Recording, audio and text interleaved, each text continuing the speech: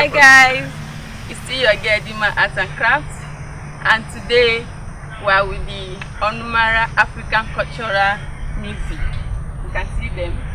They are one of the best cultural music in Africa, and today we are here to entertain you all. So you can contact them through the phone number, through the contact on the screen.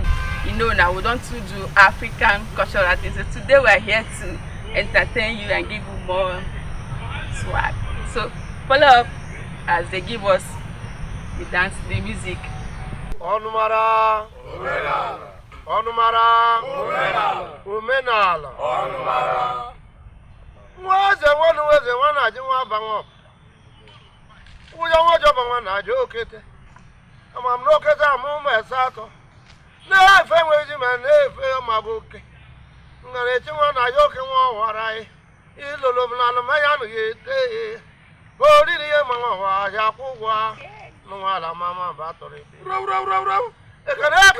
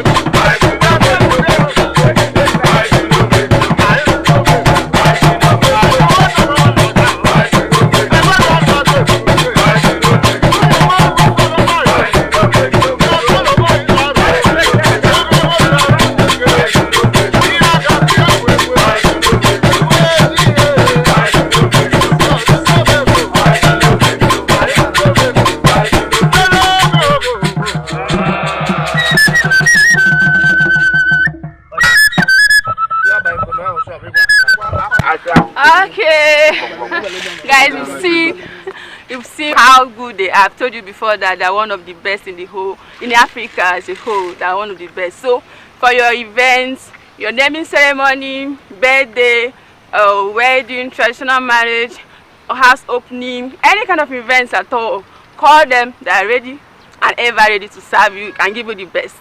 You can reach them on the contact on the screen there. Thank you very much. Thank you for watching. See you guys some other time. Ciao, ciao. Love you all. Thank you. Thank you.